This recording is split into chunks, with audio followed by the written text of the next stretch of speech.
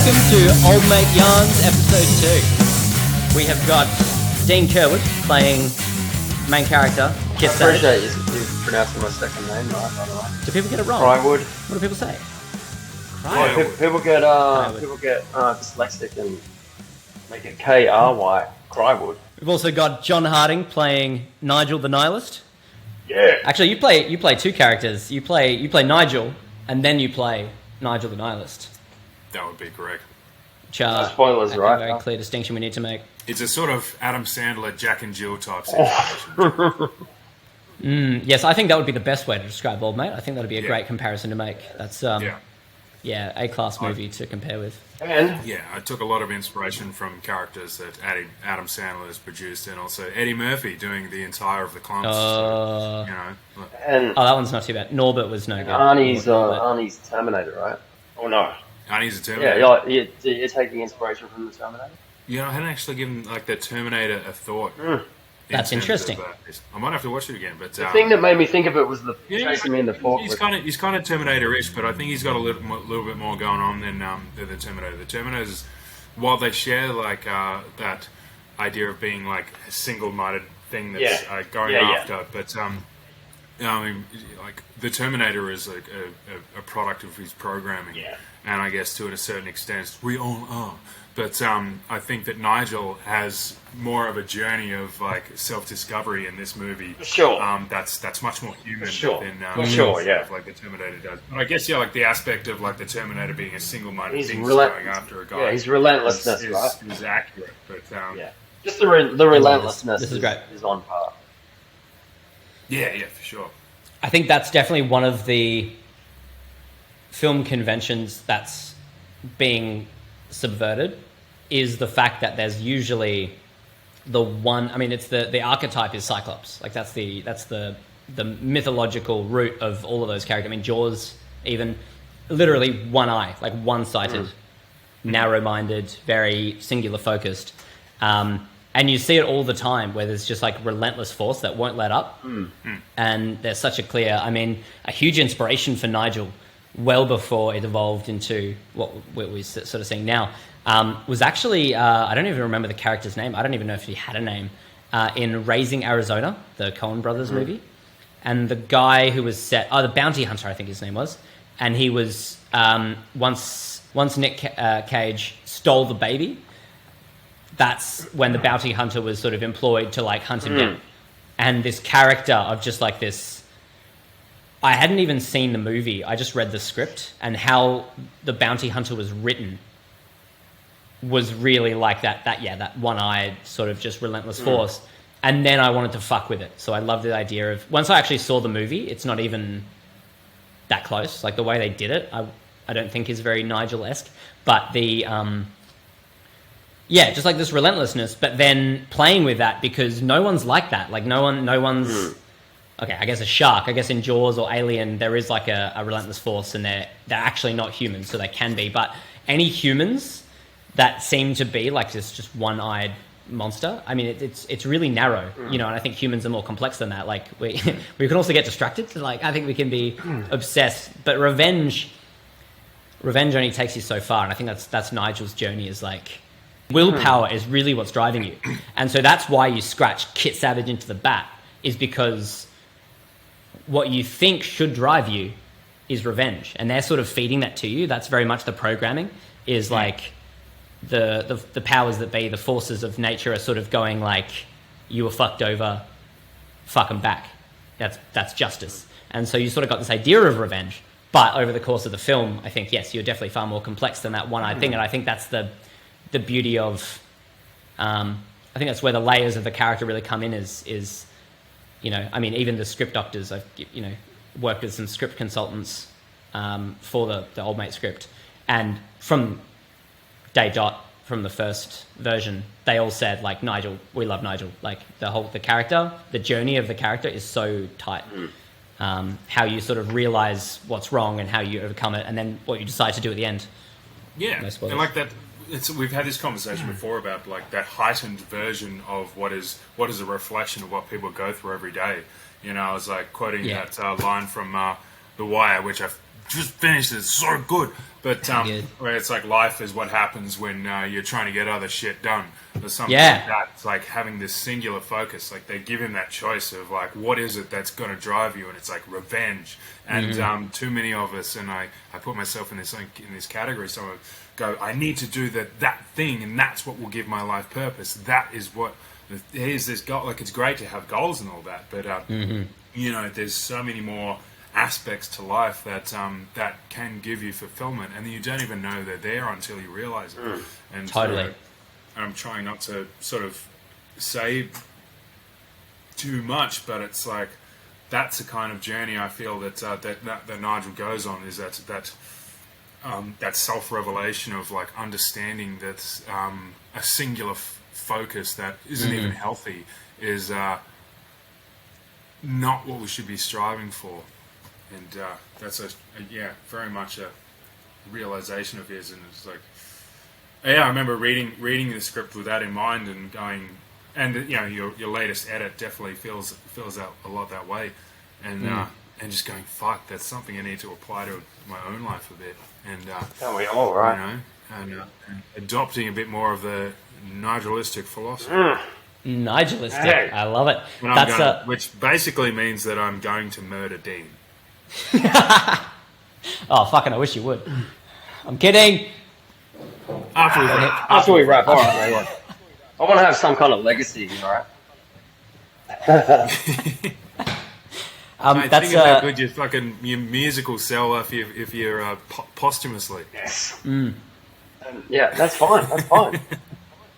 It's great that you mentioned purpose, because that's fundamentally the central theme of the script. I was going to say you most should surmise what you're saying in this script, in this film. Okay, yeah. So essentially,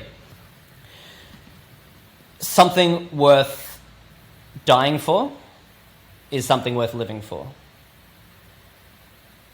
I suppose that's probably the most central idea, put most simply, but it's such a large concept that, you know, some films, their theme is like teamwork or, you know, family or shit.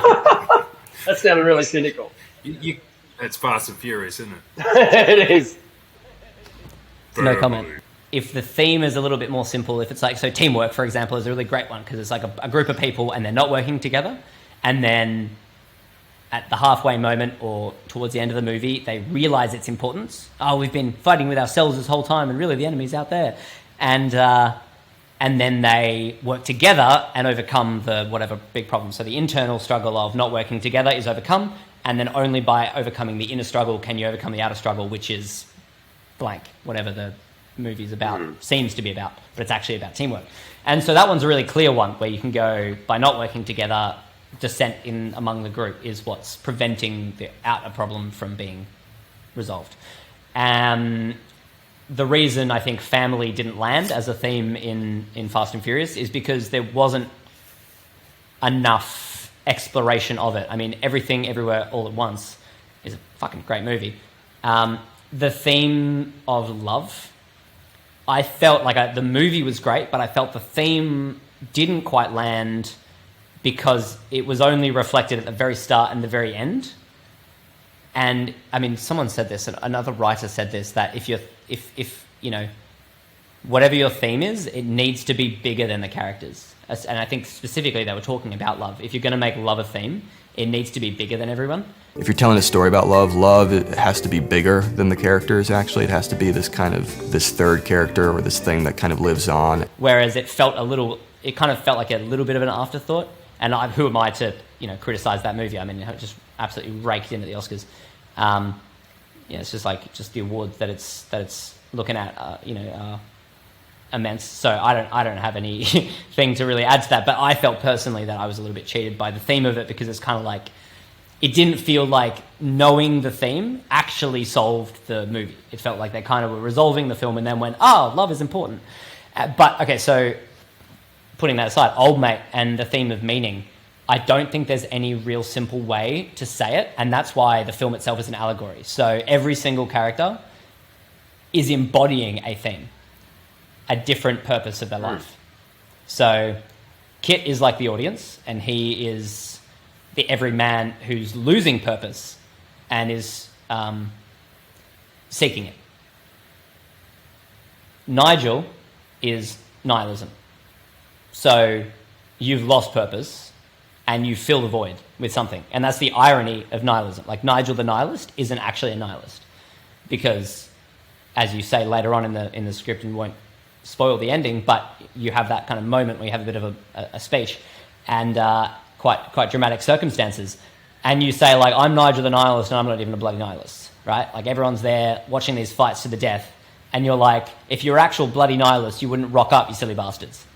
Like, no one's a nihilist. People can pretend to be, but something fills the void. Something always fills the void. Yeah, I love the idea of, like, positive nihilism, that when you gave me a bunch of shit to read, because my idea of nihilism before meeting yourself and reading the script and reading a bit of, you know,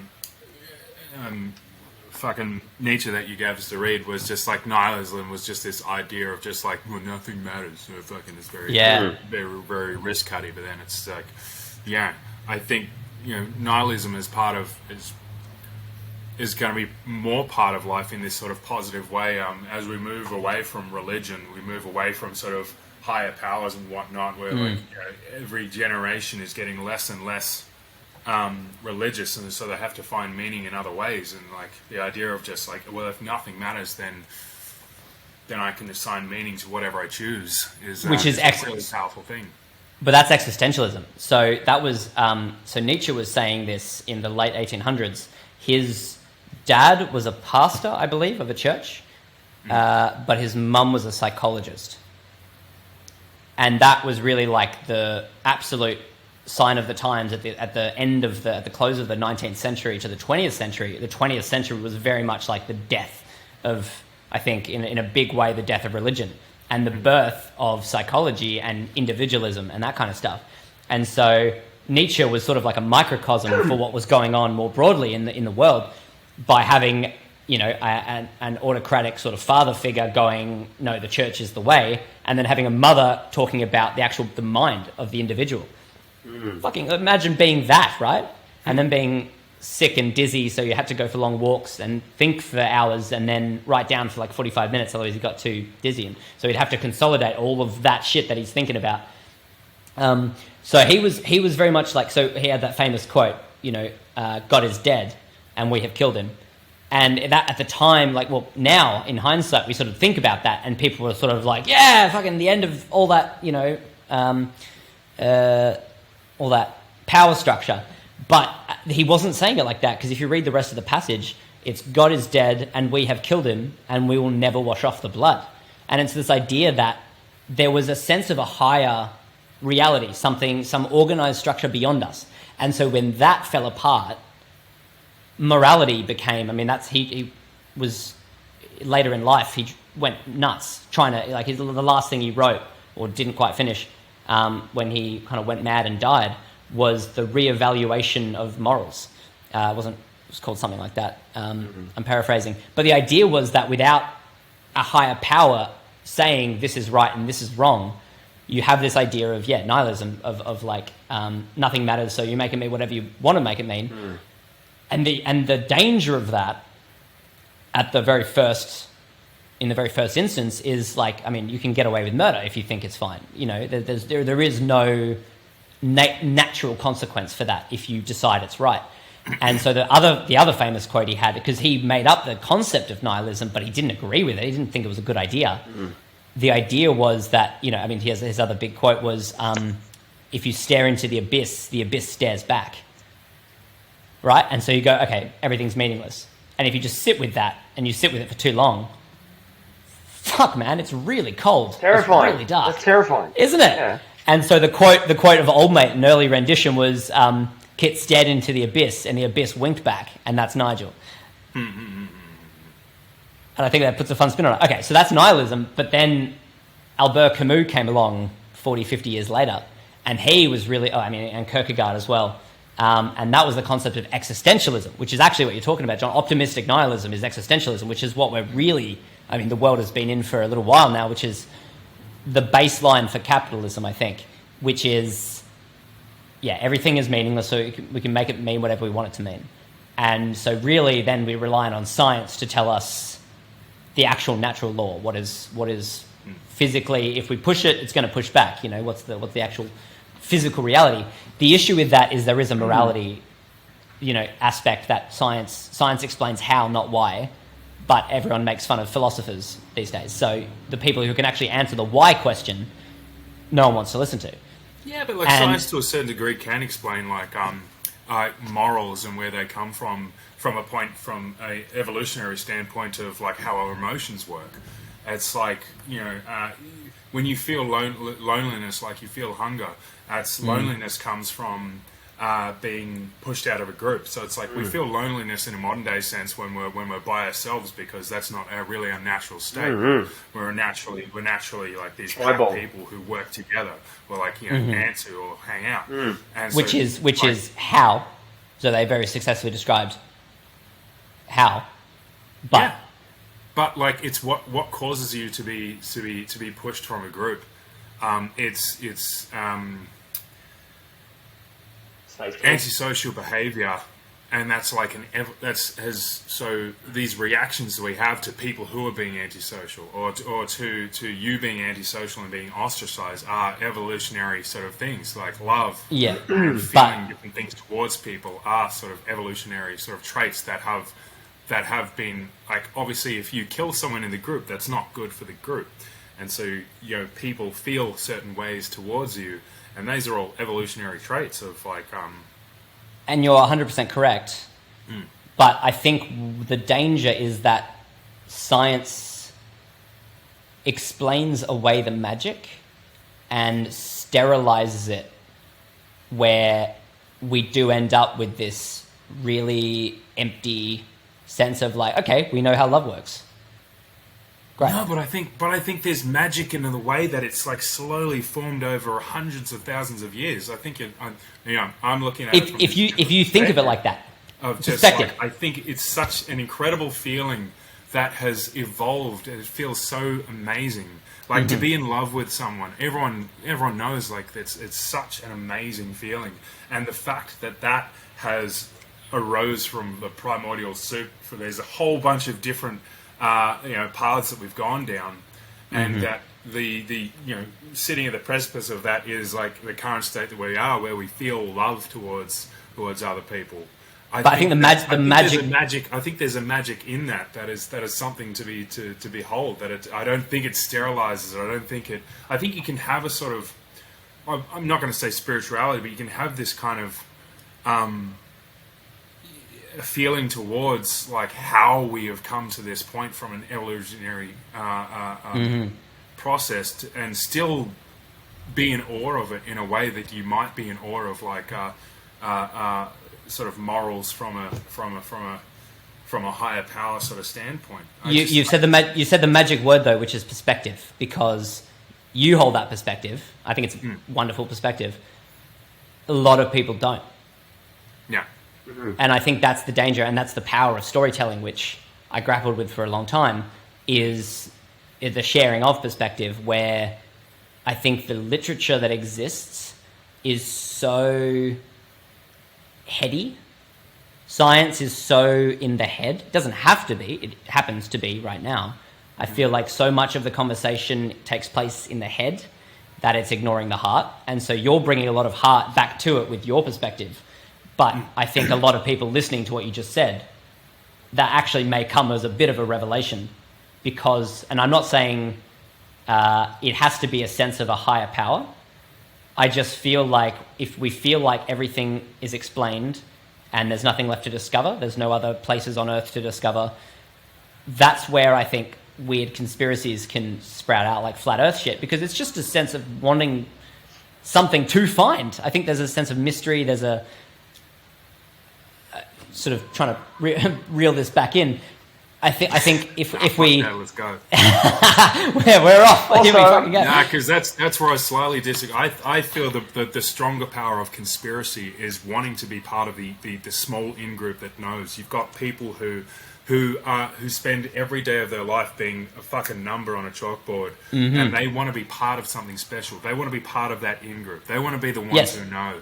They want to be the ones who see like things on TV. People going, "Oh, some people might think of the flat Earth," and they go, "Oh, I had You this don't know. ages ago." I know you They don't. want to be the ones who are part of the fucking in group, and it's always these people who've. Well, it's not always these people, but there's so many people who have like very little interesting going in their lives, and they just want to be. They want to be part of a fucking Jason Bourne film. And now you've pulled it back in. Sorry, Dean. Like people that join cults, right? Yeah. So I think we've turned it around perfectly for OldMate, which is purpose. We want a sense of purpose. I like the optimism and the beauty of what you're saying, John, about how I think we're progressing generationally with across the board, like a more of a percentage of people are more accepting of people coming out of many things that in the past were, shunned or, you're afraid to admit and that type of thing. But at the same time, as that seems to be progressing forward, somehow maybe men like us who happen to be born in that country starting with R are being forced into like full-scale fucking war without maybe not questioning. I mean, who knows? Like, it's an individual to an individual case. But when that sort of shit happens, I think, are we really progressing, or is a human beings just always going to be caught in this light and dark? Of like, where at our center is love, but we also do this kind of shit all throughout history.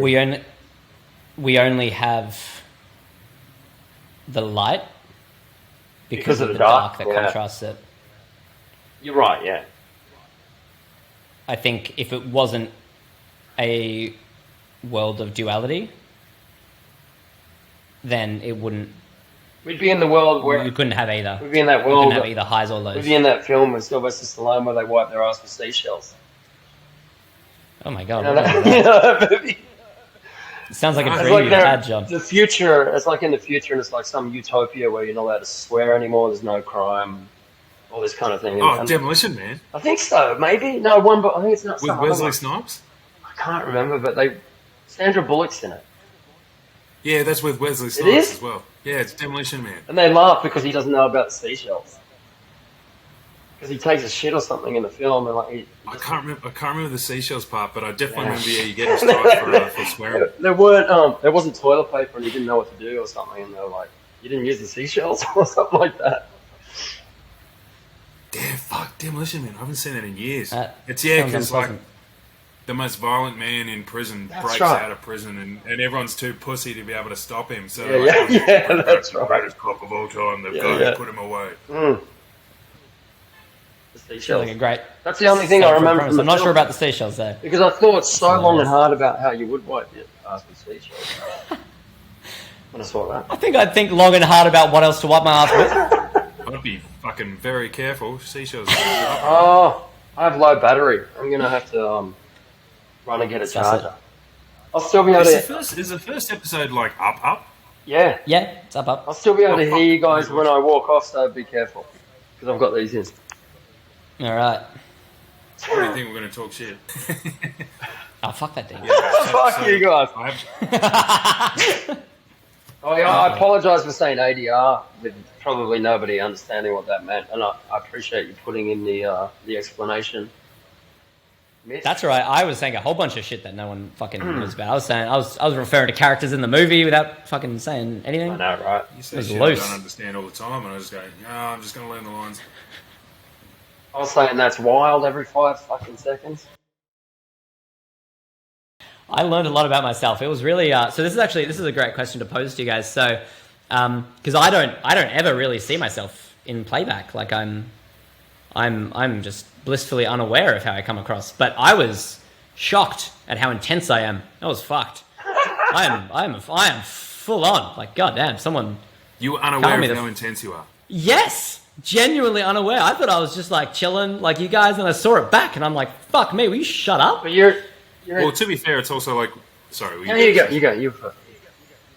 I was going to say, it's like your intensity, but it's like, is part of what drew me to the project and to you as a person, and like your excitement. Like, don't confuse intensity with passion and drives, because like you are quite a, you are an intense dude, but it's like it comes from a place of passion and excitement and wanting to sort of share information and wanting to share your vision and what you're excited about in that moment. And it's not like intensity.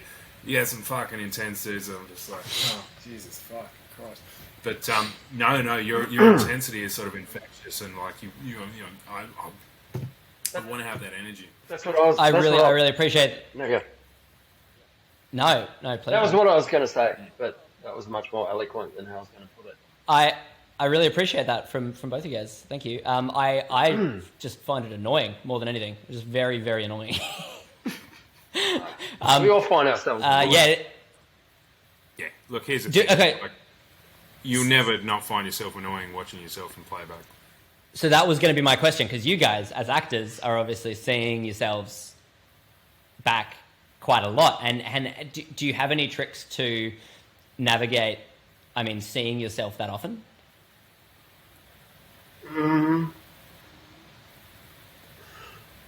I can't take in my performance, like I for one can't take my performance in the first time I see it, because I'm just too obsessed with every little moment, every second, every thought I can see in my own eyes.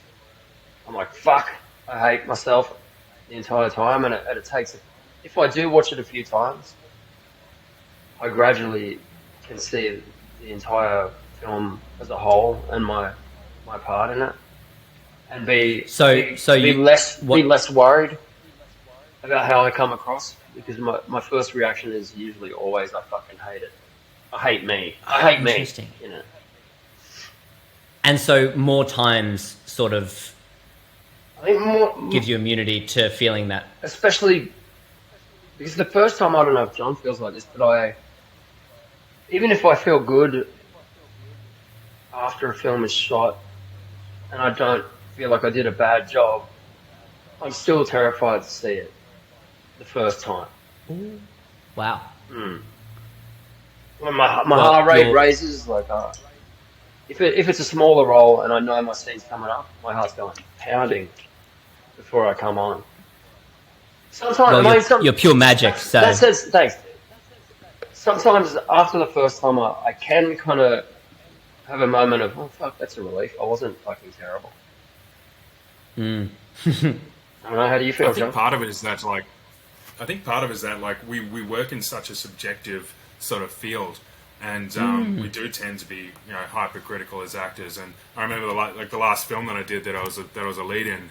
The first time I went and watched it with my friends, and I felt comfortable watching it with a cast and crew screening, because we'd all been through it together, and we knew that the work we'd put into it. But when I went and watched it with my friends, I had to sit 2 rows back and fucking do this, because it was just, I felt the scrutiny, and it was just like, I hope that my friends were impressed. And I think also that you watch yourself from a perspective of knowing what it was like on the day, and trying to remember back to what was your intention, what was your thought process, and just watching. I always watch myself and go, "That's not what I was trying to do is not coming across," or it's a bit. I'm not quite nailing what I was thinking and what I was trying to do.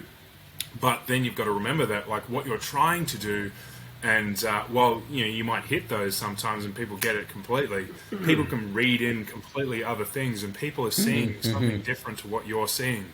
And so I think when you're watching yourself back and you feel uncomfortable. I mean, from a perspective of a performance as an actor, I try to look at little technical things like, what am I doing with my body? Is my breath, like how is my voice sort of working? Should I be a little bit louder? Should I be a little bit softer? I always find that I get more comfortable with watching my performance if I'm trying to look at it from a technical perspective, as opposed to just like, oh geez, there's me on screen. It's like, okay, stop thinking about whether I did bad or good, and trying to specify like what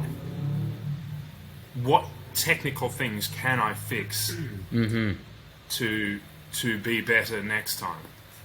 That is a great hot take. You know what I mean? Mm-hmm. So thinking of myself more of just like a machine that needs like tweaking than like there's a person up there. I also do think there's something to the psychology of seeing yourself, because when I watch you two guys on the screen, I watched Dean in the Flood, and I don't know how you feel about your own performance in that, but I thought you were fucking great.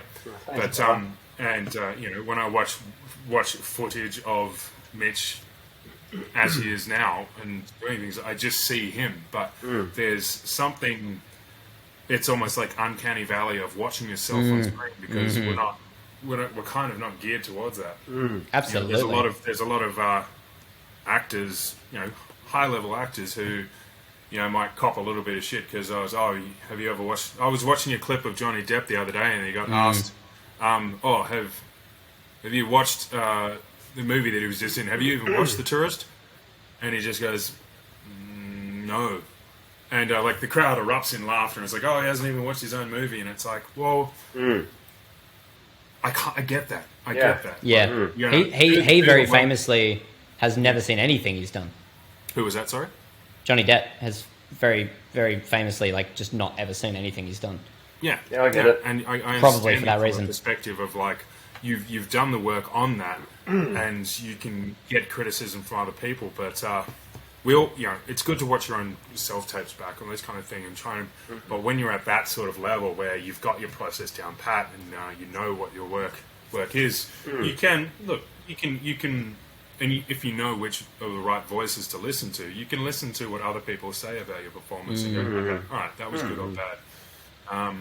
Ben Mendelsohn is the same. He doesn't watch anything. Wow. I don't think he's seen Animal Kingdom to this day. Oh, he's missing out. He is. What was I going to say? I mean, you discover as the years go by, the joy of acting is in the moment, like the same as like the similar thing being a musician. The joy is in the moment of doing it, not listening back to the recording of yourself or watching yourself in the film. Like, you realise that the joy is in that, in doing it in the moment. Totally. I find being on the other end, I mean, I missed my first 3 premieres. The first one was accidental. The second one was trying to be accidental. And then the third one was just a downright protest for that same kind of thing, because I just don't want to... The difference would be, though, that like in the actual post-production process, I've seen it a million times. I guess it was more against wanting to see what other people thought. But, I mean, it's such a critical part, getting feedback from a large group of people. So I definitely have overcome that for the sake of like getting better. But the joy for me is definitely in the sharing, like the fact that it's not for me. I think that's probably the most critical part. But I don't want to partake in other people enjoying it. I'd rather just let them. And I enjoy the process of making it. It'd be like baking a cake, knowing you're not going to eat it, but the people that will hopefully enjoy it.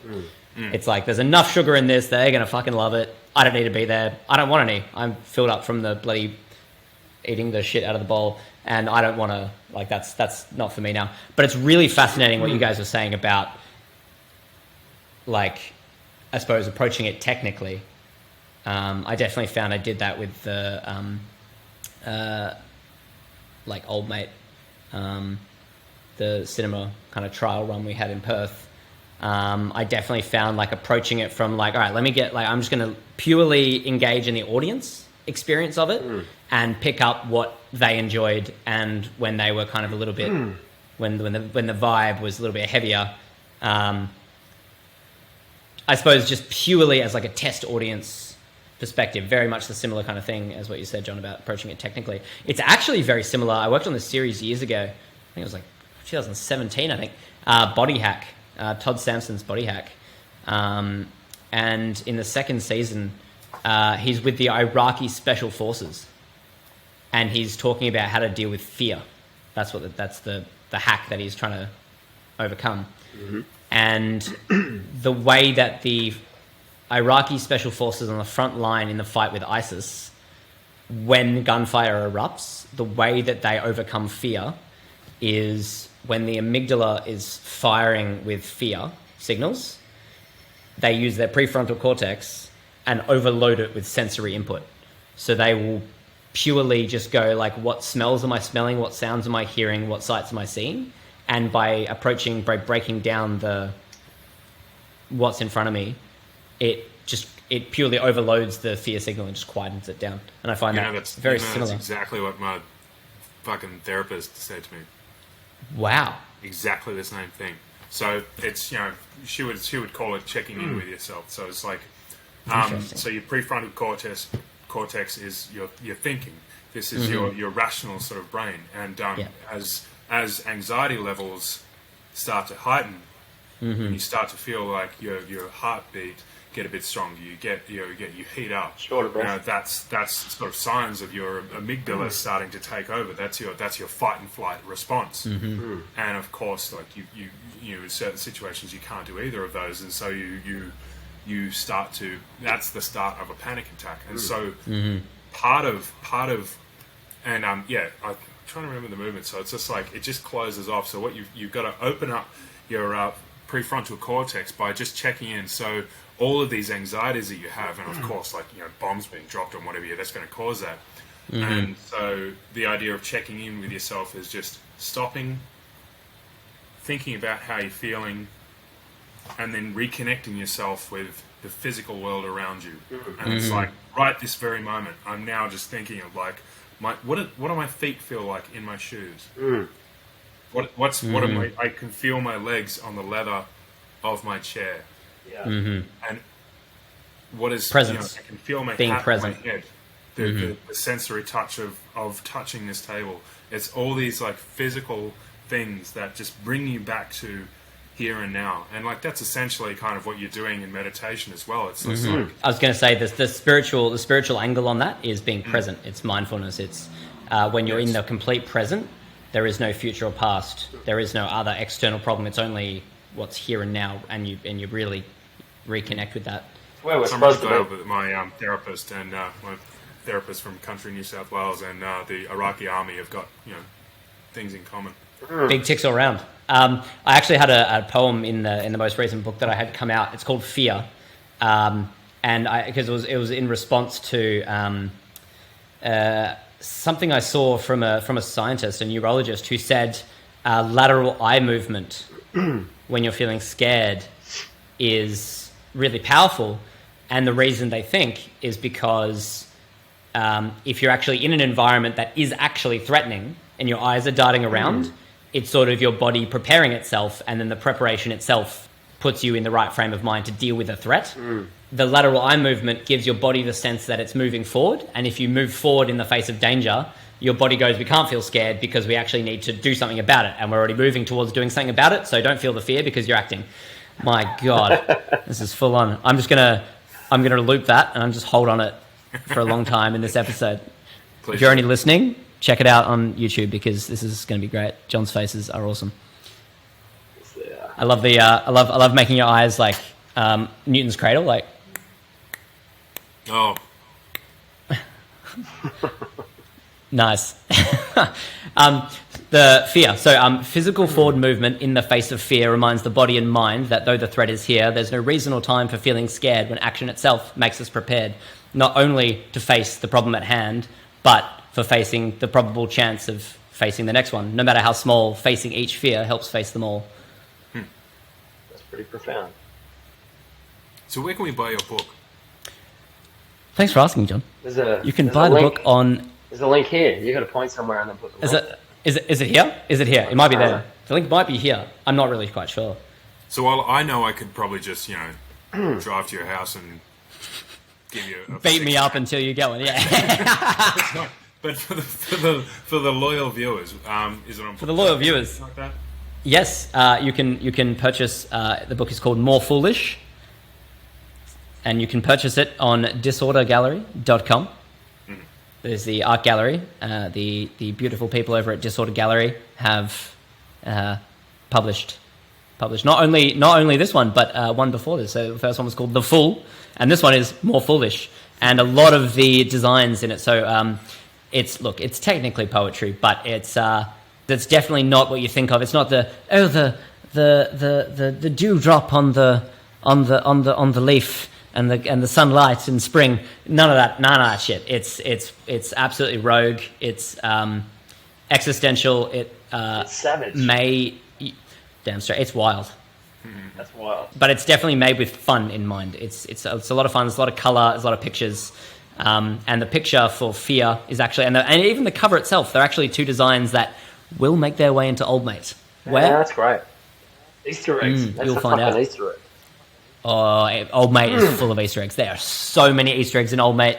You have no idea. Any address anywhere in the script means something. Can we put Any some numbers? literal Easter eggs in there? Let's actually hide Easter eggs. Let's some, just like, it'll be the first Yes. Easter eggs that are actually Easter eggs. I would like, so Fight Club has, sorry, go on. There you go. I was going to say Fight Club has a Starbucks cup in every scene, just to make fun of how much Starbucks is everywhere in America. And I love the idea of having just a sponsored beer, like product placement, and having a beer can in every scene somewhere. You have a beer there? I think that'll just happen on set. Yeah, it would be a pure accident. The thing is, we're promoting shit. Can I promote my second single? Plug it hard, man. Oh yeah, I was going to plug the second one because that's coming in 8 weeks. My country alter ego, Luke J. Holland, and it actually ties in with the anxiety thing. Like, because in all seriousness, I've had severe anxiety through, from about the age of 16, on and off, into my adult life. And I don't really have huge anxiety attacks anymore with the pounding heart and the fear that I'm going to fucking die, touch wood, anymore, because I kind of have learnt techniques over the years of, like what you said, John, of like grounding yourself in the moment, whether it be a smell of flowers or like a sunset or something. Like I ground myself in something physical. But I also learnt that anytime I was creeping towards an anxiety attack, my breathing would get super shallow. And so I wrote this song called Breathe. I showing my age, but 20-something years ago. And so I've written this song where the verses are very much about the problems of life bombarding you in kind of a poetic way that doesn't really make any logical sense.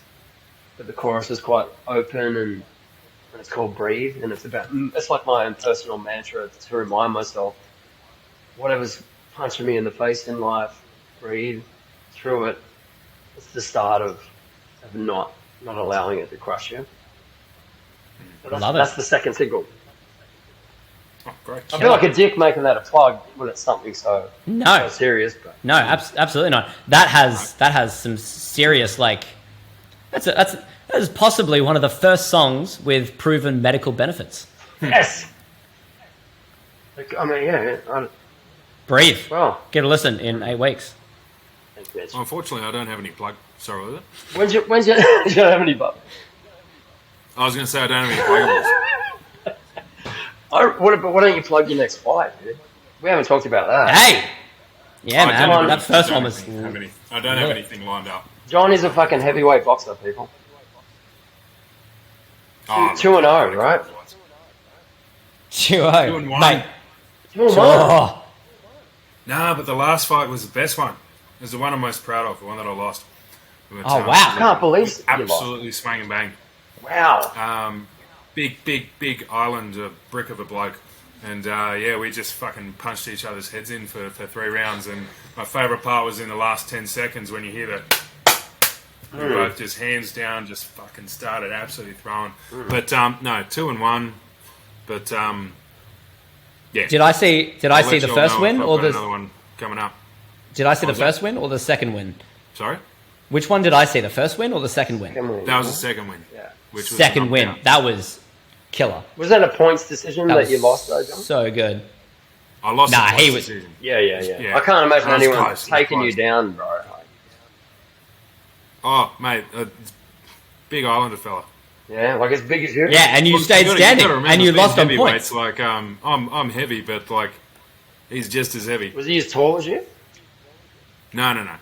Just like a little nugget type, Mike Tyson type. Big, yeah, like a union guy. I think he was like a front row. Oh wow! Oh, yeah, wow. But very nice guy as well. Lovely guy. We had a great chat after the fight, going, oh, this moment, that moment. Oh, goddamn. How tired were you? But couldn't. I love fighting nice people. It's great. I love that about fighting in general. I don't know if it attracts nice people or if the aggression in the ring gets it all out of your system. But man, I mean UFC as well. Like before and after, just the nicest people ever. As the great Don Fry once said, he's just like, I don't know how you can go 30 minutes beating the piss out of each other and come out still holding a grudge. Yeah. But I mean, people do, but Really? yeah, oh, absolutely, fucking oath. I think that's the beauty of OldMate is a lot of movies don't have catharsis anymore. Like there's a huge essence of a film where you just release all of this. It's just a purge. Either you have too much of something and you got to get rid of it, or you don't have enough of something and you got to find it. But man, I mean, OldMate is going to have all of that catharsis in spades. Thanks to you guys. It's going to be. I hope that there's a whole lot of people who don't have the option to fight in real life and who have a lot of pent up aggression, particularly of the male variety. And I think in some ways OldMate will have similar proven medical benefits in that I think it'll get a lot of aggression out in a more socially acceptable way than they would have done if they just explode. So, which is the only similarity to Fight Club in a way. Plot-wise, we have nothing similar whatsoever, but the fact that's sort of the one of the main themes through Fight Club, right? I would definitely say that the concluding theme of Fight Club with nihilism is the starting theme of OldMate. So, where like the philosophical discussion of the Fight Club, the philosophical response to Fight Club, because I don't like how they raised a problem philosophically, but I don't like the way they answered it. I mean, and not any criticism of the people who made it. It was just the time. It was 1999, Y2K, a lot of angst, a lot of nihilism, a lot of bleak. Let's crush the system sort of thing. I think there's a more constructive way to resolve that philosophical problem. And at the same time, I think we have the dark comedy of Over Two Hands, right? The 90s classic with Heath Ledger. You feel like that, John? Very much. Sorry? Yeah. I think we favorite movies. We have that in bucket loads in this, right? Yeah. I call Two Hands the spiritual godfather of OldMate. Yeah. Reckon we can get David Field to do something? Oh, can we? I was thinking about David Field. So I was hoping for him for Dalton Wolf, because it'd be kind of like, if he was, it'd almost be like, because he was the second in command in that like mobster, Brian Brown was like the top dog. And I like the idea of David Field getting a promotion. Like it's the same character, but he's like promoted to the top position now. There's this character who plays in there's a movie from like 2003 or something like that called Getting Square, which is Sam Wellington in it. But do you remember that one? Yeah. He's like this corrupt cop in it, but I kind of see Dalton Wolf in the corrupt cop sort of thing, because he's the head honcho of like the cunt cops in it. And just like walks into every scene, just like swinging his stick. And it's absolutely that. Yeah, right. And I've considered David Field. Oh man, he's do anything because he's awesome. You're gonna have to call him Mako. He's a legend. Yeah, just use the same name. Just straight legacy. It's an impromptu sequel. David Field seems like a sensitive family man. He's a musician. Oh, really? He performs in a band all the time. Like he's nothing like his characters that he's sort of played, as far as I know. He seems a lot of fun. He seems like a lot of fun. He seems like a sensitive, lovely person. Like nothing like an echo. Like not taking more effect. Not taking more effect. Yeah. Oh my God, David Field is a good actor. Yeah. No, I mean, he's legend. He's an absolute legend. Sometimes you can be a prisoner to your physicality, though, right? Ooh. It's a t-shirt. Yeah, I mean, I got resting bitch He face. strikes me as- I play a lot of cunts. Unless I'm smiling. Look. You do play a lot of cunts, eh? Yeah. Although Yeah. the cunt, No, the you're cunt. exactly the same. You're a fucking sweet, sensitive man who plays the guitar. Man. But yeah, you're always a cunt. Yeah. You've just got that. You got that. When you tilt your head down and you furrow your brow a bit, and then it's just like, oh fuck, I don't know. So this is the beauty of casting him as Kit Savage. I'm a Is prisoner because the of- character of Kit Savage, he's got the savage, but he's also got the Kit. And this is the thing about Dean. He's got the savage, but then he puts on the sweet eyes, and you just can't be mad at him. You just can't. It's impossible. It's impossible to be mad at him. I'm a prisoner to my physicality. See those eyes, man. Fucking stop looking. He'll put you under a spell. I was telling Mitch Stop. before we came on air. Speaking of prisoners to physicality, John, I remember you telling me that you were meant to do a pretty decent sized guestie on Home and Away, but they didn't have the cop uniform or something to fit you or something, so you didn't. Oh yeah. Is that Look, is that was annoying? Just, wasn't it decent? Was that annoying? Yeah. No, because that was the only time it's ever happened. That's the only time it's ever basically happened, No. So it was So what it was a short notice sort of, hey, do you want to do this role on Home and Away? Yeah, sweet, no worries, let's do it. And send off all my costume details, and then they just look at my size Yeah. and shape, and just go, no, look, sorry, don't have the costume for it, difficult. because it was fairly short notice. But I don't think I've ever. Yeah, that's been the only time that I've ever. So instead, you played a much larger role as a cop in Love You Like That. Also, Yes. I haven't seen it yet, man. I'm keen to see that. What streaming platforms is it on? It's pretty much on all of them. It's on Stan. It's on Foxtel. It's on Amazon. I'm not sure if it's on Netflix, but chances are it's on one of them. But I think we need another link. it's, Mitch, can we link that? yeah, if you go binge, Amazon, YouTube, bloody And the name of it again is Love You Like That. Love You Like That. So yeah, it's very different to OldMate. It's a rom. Is It's a an rom-com, understatement. right? It's a rom-com. It's a sort of Love Actually sort of intertwining stories rom-com that is set in like a sleepy beachside town, and where there's no antagonist. It's everyone just trying to figure out what's going on with this lovely young lady who's swept into town. And John Jarrett's in that, Mitchell Hope, Alira Jakes, myself. That's a sweet gig, man. And I'm playing a big cop, and I don't have a mullet. I don't have a scraggly beard. I don't have a penchant for violence in it. And if you watch, you'll just be like, "Fuck me, dead, that bloke's aged." I mean, that was shot. Got a very clean cut image in that one. I think if you shaved, you'd look exactly the same. Don't shave the mullet. Keep the mullet. We need the mullet. I'll segue with the. Oh, wait. Yeah. We need to let's close up with the mullet. Yes. That's how you do it, fucking essays.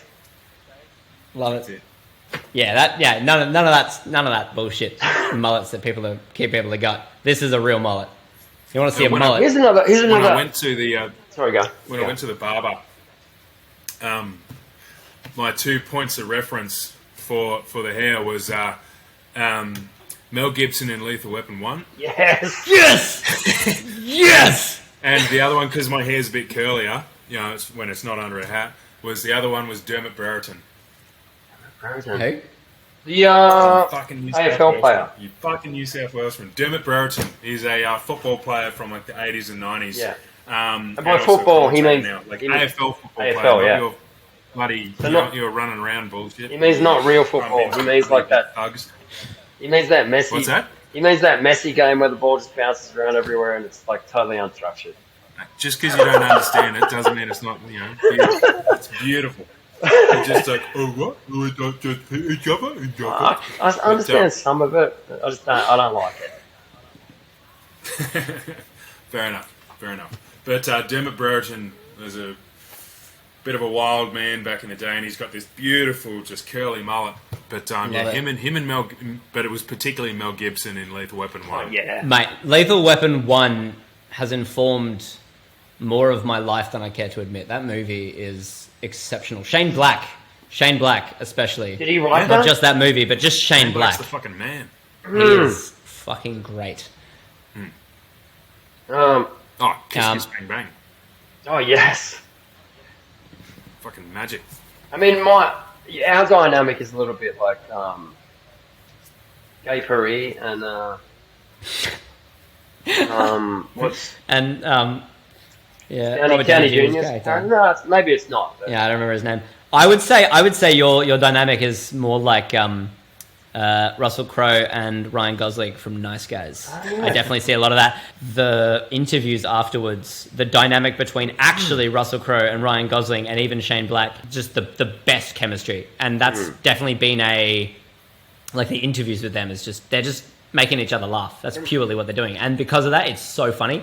And I think that's part of what incentivized the philosophy of OldMate, which is mad vibes always, on set and on screen.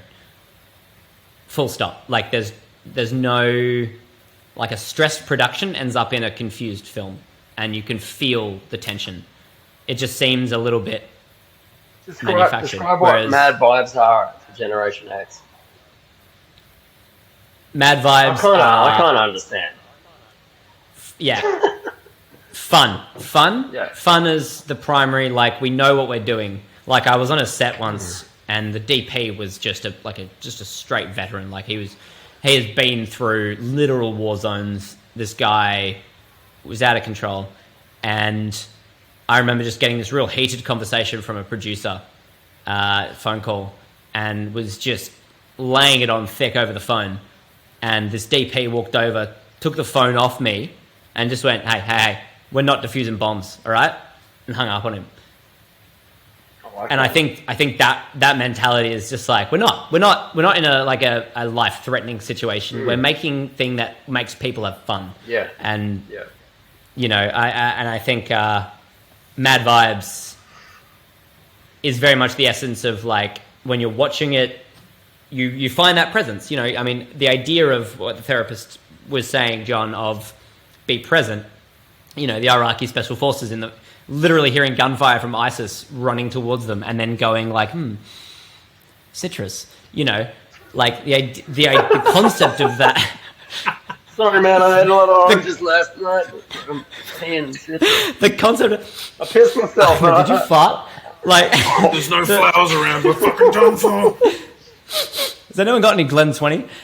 The idea of that is one thing, but the reality of practicing that isn't that simple. And I think movies have this special power of, like, it's just so much sensation, sight, sound going on.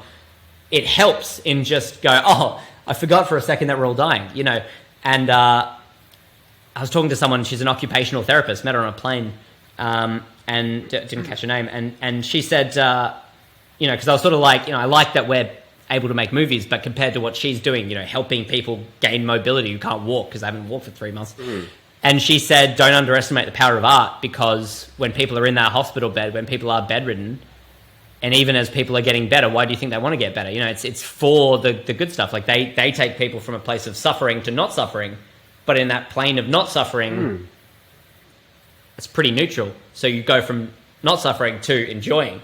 And I think that's a beautiful thing. And I think, you know, I think movies especially, I mean, what we're doing, it really hit home the other day after about 6 coffees.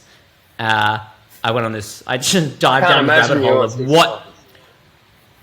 I know. I've had 5 double shots today. It's been a big day. Maybe I've never known you without 6 coffees in you. I actually find the more coffee I have, the more level-headed I am, and the more alcohol I have, the more like I am. What happens? That looks scary. I've been around. Like, it's the first time I met you. We had this. You seem fine. Thank you. I had a couple of beers from the last podcast, and I think I was pretty erratic and just talked for hours. I talk too much. That's definitely one thing I learned. Coffee and film. I went down the rabbit hole of what film actually is. And I had to arrive at the conclusion that it is the highest art form, not because we're doing it and therefore it's the best, but because it literally can combine and explore every other art form. Theatre, architecture, dance, music, poetry, photography. The list goes on. I'm going to put a list here just because it's a long list. But from that perspective, though, would you say it is a jack of all trades, master of none? No, because you can employ other people who are masters of the things to contribute. If I was just doing it myself, in terms of like the finished art, you're just meaning like the people who are working on it. I'm just like as a piece of final art though, like art in film as a part of film will never have the same like pure sort of effect as just a painting, just the same as way as music. like. I mean, I dare say I did. So like I know exactly what you're saying. Yeah, using like dance or movement as a part of a film will never have the same level of like expertise and sort of mood as a dance piece by itself. I would say what it lacks in. So, for example, I think one thing that dance has, like ballet, for example, is when it is live. There's something. I used to work at a dance theatre, and seeing dance live, there's something about it that you just does not translate on screen. Same with, I think, architecture, like just the sheer scale of it, you can't replicate. But what it would lack in the physicality, it makes up for. I mean, if you watch something in a cinema, then the size of the screen almost compares. But what it lacks in the actual being there, it makes up for in its accessibility. So if you miss the performance the one time it's shown, or you haven't gone to the location with the architecture, you can, with film, make it universally accessible instantaneously, which I think is a huge strength. So while it in some ways lacks a little bit, I think it actually makes up in leaps and bounds elsewhere. I think we're in this, like we're in the absolute zenith of art. And yes, I did use the word zenith in a serious conversation. I'm not 100% sure what it means. Zenith is the zenith of words. That doesn't get us closer. No idea. No, it means the peak. Pinnacle? Pinnacle. Yeah. Apex. I like that. I totally forgot to mention a cop when John was talking about playing the cop in the rom-com. John and I have been in the same production more than once before, besides that short film we spoke about in the last one. We're both in Joel Edgerton's film Felony, yeah. As cops. Which one? As cops. Which Felony. film? Felony, it's called. Felony. Fuck yeah. Penned by Joel, starring Joel. Directed by Nash? I love this because I was in my... No. I was at the late end of my 30s, and my credit was young RBT. Cop. Easy. All right. I was Officer. Yeah, actually... John, actually, you acted with... Officer Baby. An Oscar winner, right? The English dude, right? In your scene? Yeah, Tom Wilkinson. Tom Wilkinson. Oh, absolutely. Did you find watching him that... What a legend. I think I was sort of... I would fall into the mistake of telegraphing emotion or trying to physically show what I was thinking or feeling as an actor very early on. To see somebody like Joel, who's just...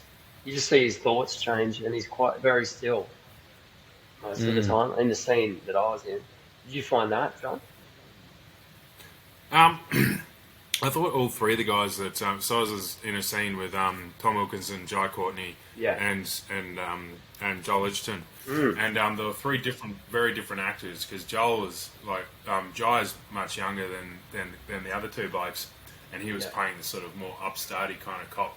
So he had the kind of stance, but one thing you can say about all three of them that like their performances as we're there on set were much smaller than what you see on the screen.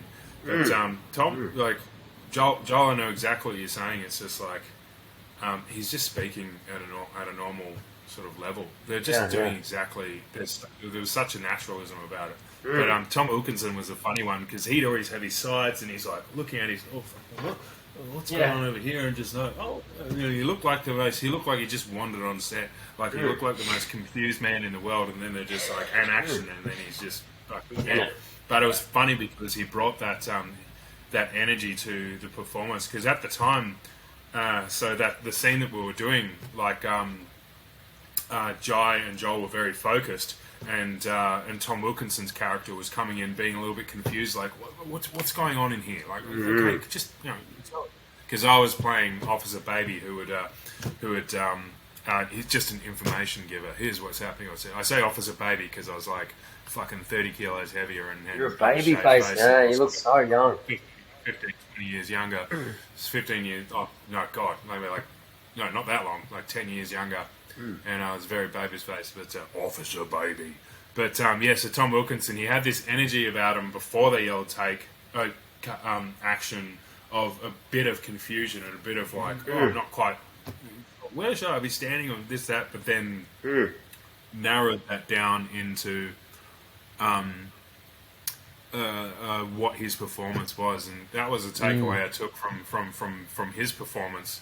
And from a couple other guys on set, it's like really like what ways outside of like, oh yes, this is the scene that we're doing, I'm rehearsing the scene, do you get yourself into the feeling? And it's like his feeling of confusion in the scene was somewhat informed by, it felt, or he was just a confused old man on set, but it kind of felt like he was letting himself kind of be a little bit sort of lackadaisical, walking around set, I've got my sides, I'll just check them out and just and so when we were in action, he still was kind of, while we're doing the scene, he still had that sort of that air about him. That's interesting. It's almost like he's getting himself in the zone before the performance. In a sort of sense, like it's just and inhabiting that that space.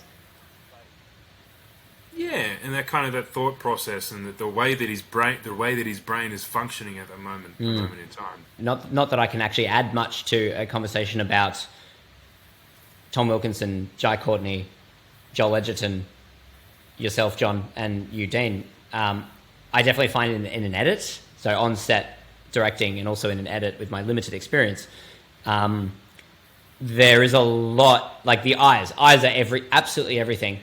Everything else follows the eyes, and though you can cheat, ways that you can make an audience believe that something's going through someone's head that isn't. Music helps enormously.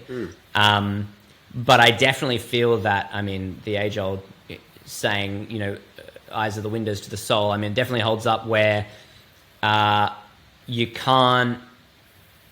It's so easy to overact on screen. It is. Theatre aside, on screen, it's so easy to overact, but also the screen itself strips personality away, where when you see a good performance on screen, not much is being done, but it's the right person, and when the right person does it, it's this sort of X factor that the only sort of word that I've been able to find that closely resembles what it is charisma, but it's not the right word still.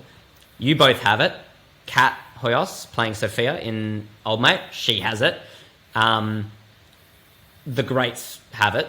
It's this sort of quality where in person you're so charismatic that on screen, even with shit stripped away, it still bursts through.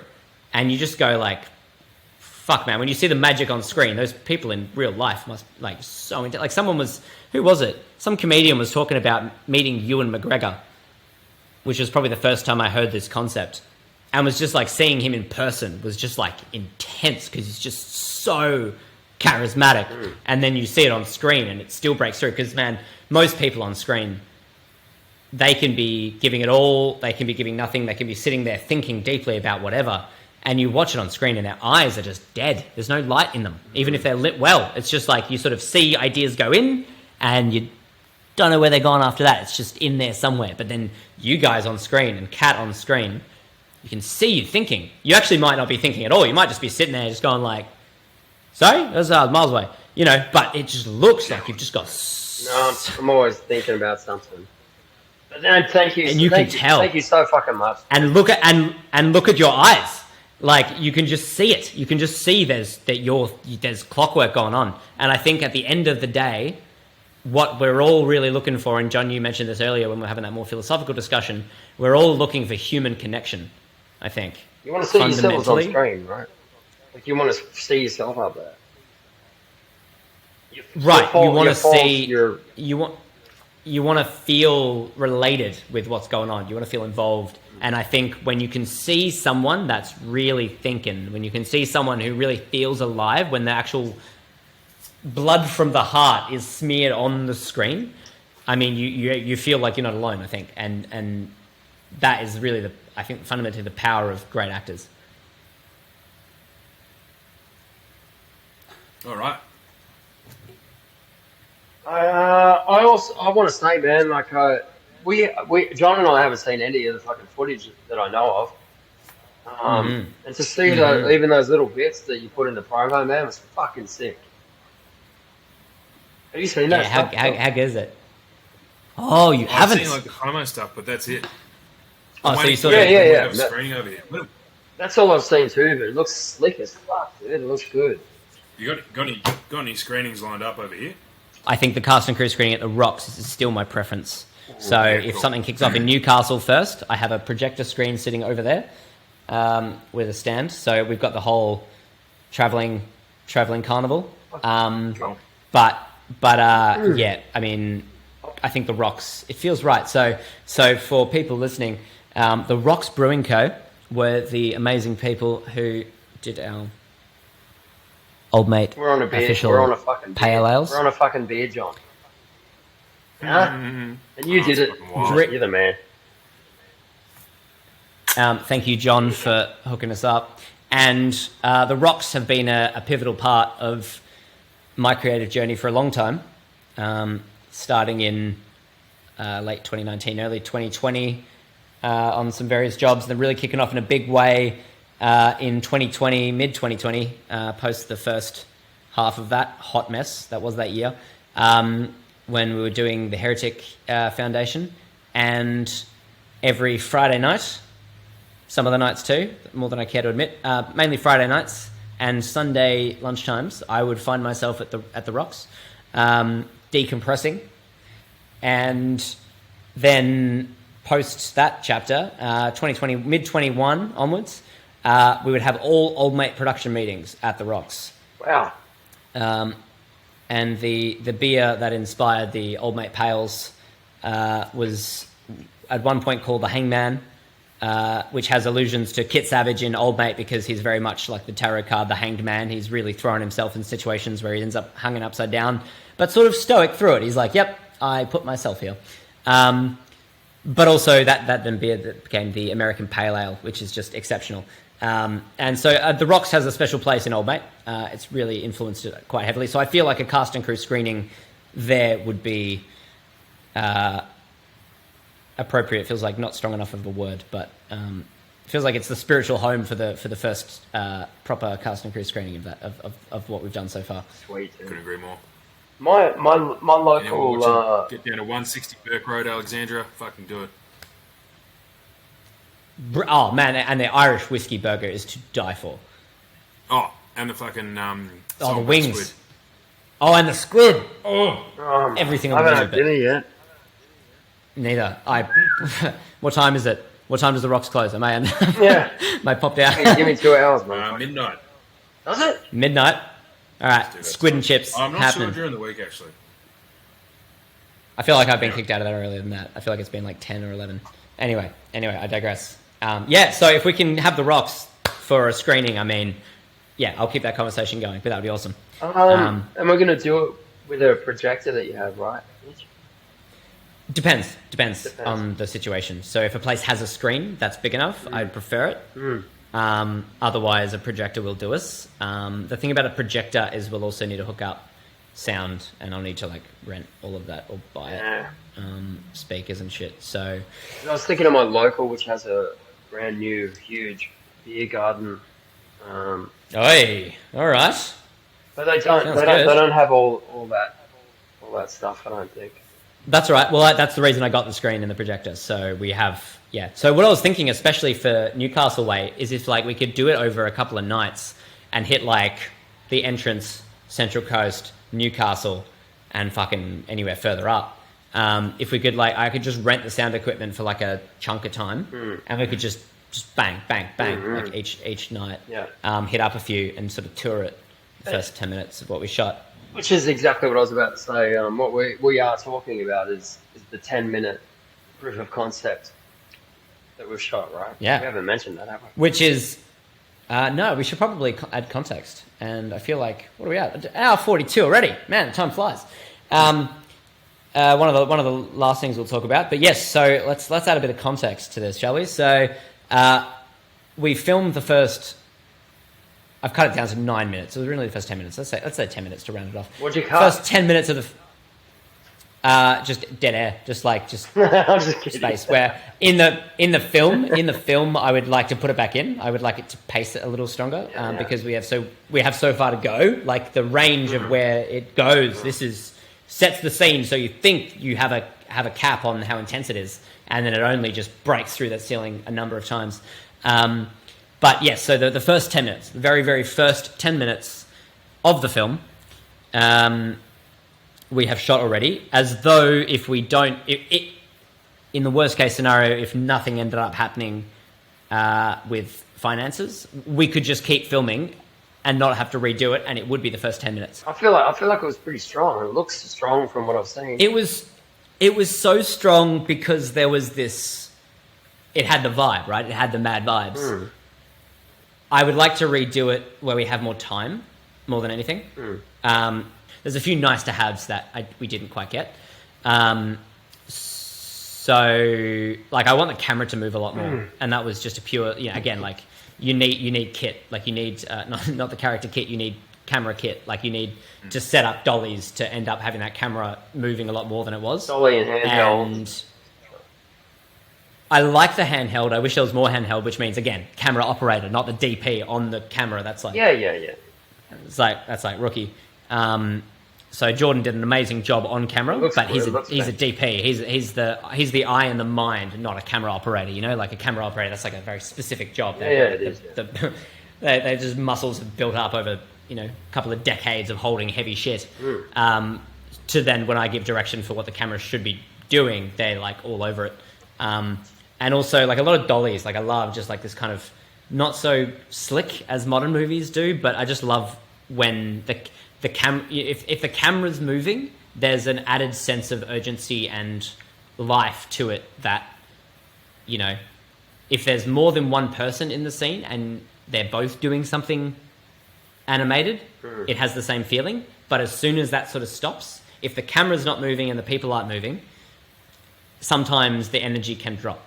And to keep the energy there, to keep it lively and just novelty and visual interest and the dopamine flowing and the whole progress of the story happening, I do find that just a little bit more motion in some of the shots would be nice. So there's a few things like... Sorry, go on.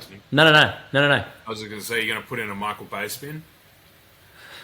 So where the subject's turning one way and the camera's going the other way around, and it's on a really long lens, so the background just fucking whizzes by, and they're turning this way, camera's going that way. It's usually like two people, and they just use that long lens, so they're just the background just fucking flips by. And there's lens flare.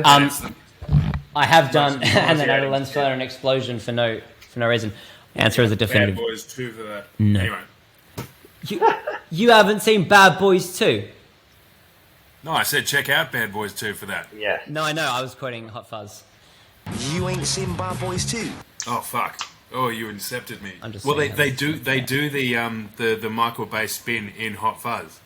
They sure do. Oh, they do? Yeah, motherfucker. I don't know if I've seen it. Hot Fuzz? What? No, I don't think I have. It's very... Do yourself a favour. I saw that first. Edgar Wright is a huge influence on OldMate. I saw that. I dare say probably the I strongest. saw the first zombie one they did. Shaun of the Dead. Yeah. That was good movie. Hot Fuzz is better. Oh, Hot Fuzz is fucking It's better? Fuck, I'm checking that out. Of the trilogy, Checking that out. the Cornetto trilogy, that's the fucking... Now, The World's End, I also rate very highly. As far as storytelling, it's an absolute masterclass. It is one of the most polished stories I've ever seen and read.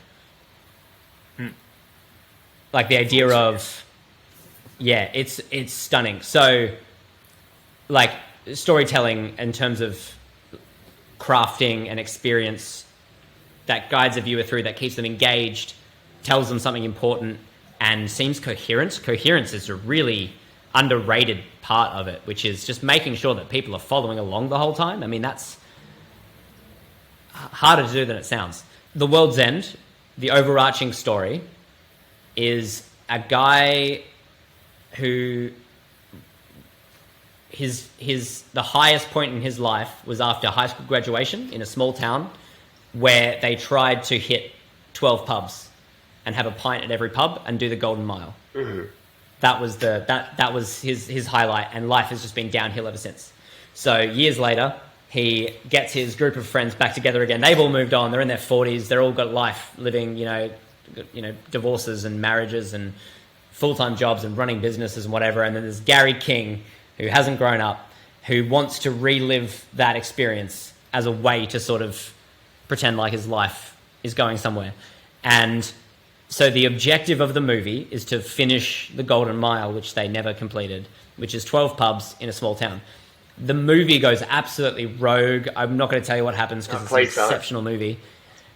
But in the pursuit of a pint at every pub, what you have is 12 short films where shit gets increasingly crazy, where Gary King is trying to have one pint. And so you have these 12 mini games of trying to have a pint in an overarching story of trying to hit 12 pubs. And it's brilliant. It's so clear.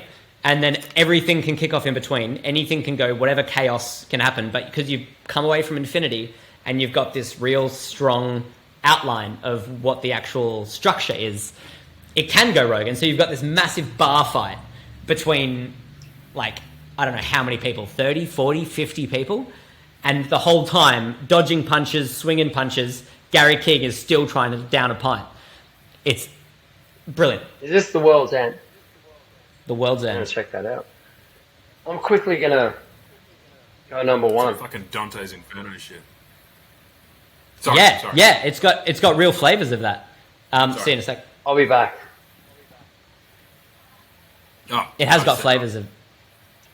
Sorry. Yeah, it's fucking Dante's Inferno. It's got a bit of fucking Bruce Lee's Tower of... oh, God, what is it? I know what you're talking about. There's a... Oh, fuck. Why am I blanking on the one where he's in the yellow suit and he needs to go up each level of the fucking pagoda fighting cunts? I mean, there's the... It's not the Bruce Lee one, but the same essence, the Raid. Oh, the Raid. Mm. The Raid's great. Same, like... Oh, hello, mate. You still here? Yeah. Hello. I've got the earphones in with the microphone on them. Yeah, I forgot about that. Oh, thank God I didn't talk shit about Dean. So you might hear the number one happening. Quite often when we chat on the phone, Dean, I've pissed while we're talking. Have and you sometimes really? I just pretend. Yeah, I didn't. I just assumed that you knew. No. Yeah, right. Sometimes it makes me feel a little bit weird that you're holding your penis while we're talking, but it's fine. It's kind of weird. It's kind of weird that now you've said that, you're probably doing that right now. I am. There you go. Not in a good. That's probably weirder that we're talking about it while you're doing it. That's probably the weirdest part. Not in a good way. Well, next time I don't talk hold to it you, in a bad Mitch, way. Oh, hello. I'm just going to demand that you hold your penis. it's good of a 2 hours and 3 minutes of extra content. More shit, and more than that because I'm going to do cut downs of this as well. This is just the gift that keeps on giving, man. This OldMate IP. Someone better fund this movie. Shit, we can't be stopped. Yeah, if you're a producer and you're not on this movie, what are you doing, you idiot? It's their loss, really. The ship's already sailed. It has. It's too late. Yeah. Huh? If someone wanted to jump in at the last minute, we'd consider it, but... Maybe. All right. Mate, we've done a... Yeah. We haven't Let's call it. Get here. John is ready for bed. I'm fucking ready for bed. Thanks for listening. Thanks for watching. We'll see you again next week. Episode 3, Old Mate Yarns. Still not a podcast. See you, bitch.